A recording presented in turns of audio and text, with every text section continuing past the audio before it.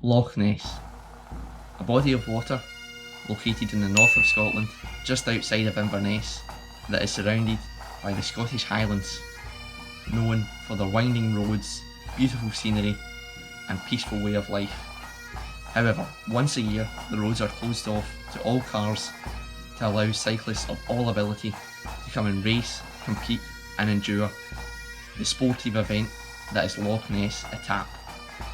Starting off from Inverness, you follow the rolling terrain down towards Fort Augustus, where you reach the main course of the event, a 7.72 kilometre climb where you gain over 380 metres of elevation, with the road gradients reaching up to 12%. Once at the summit, you're over halfway into the event, and then it's a mad dash back to home, back to the start in Inverness. This is Loch Ness Etape 2023.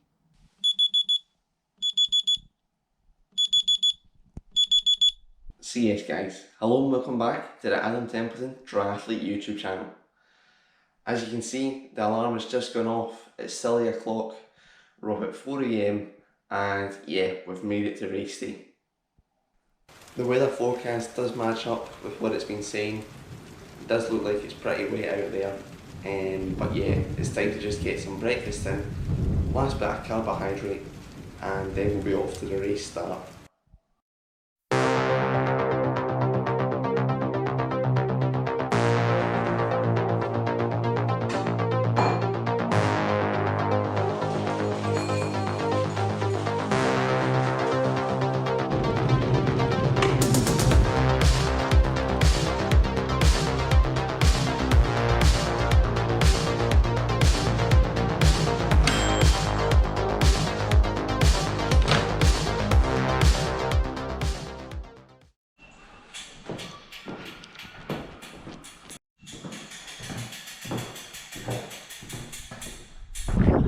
Just on the way to the start line.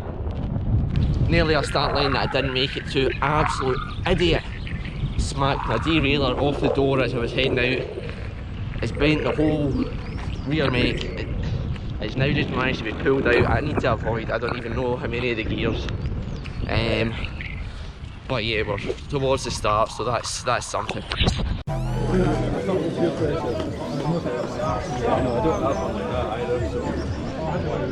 About 5 minutes from race start now.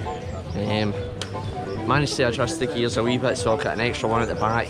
Just stick to the middle of the cassette and then hope for the best, really.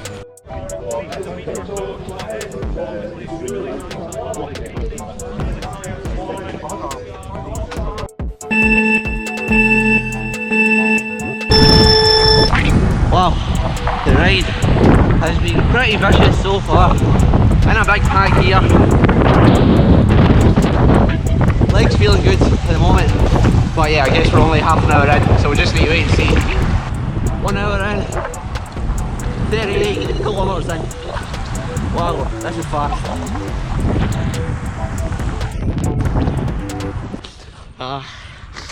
Race update. Was in a good group. Make it to the first climb, or the big climb.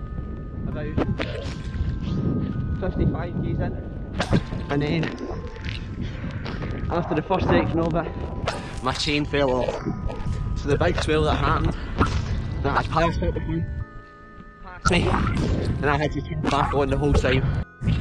And also, my bike computer fell off. Alright.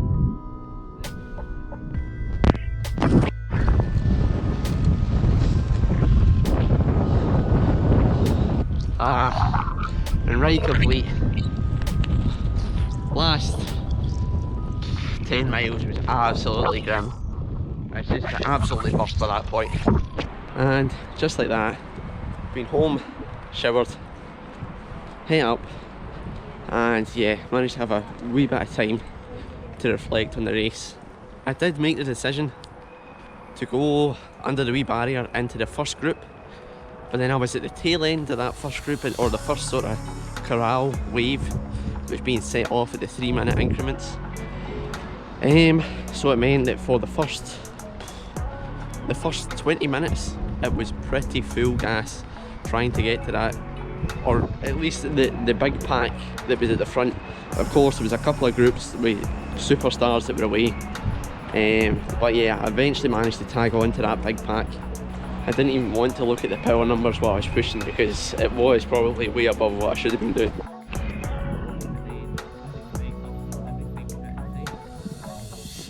But and yeah, after going full gas for probably too long, not really wanting to see the power numbers anyway, my head unit on my bike, the thing that holds it up, nearly broke off, and I was wobbling about, and I thought, I don't want it snapping off. So the head unit then went in the back pocket, so I didn't see the power numbers anyway.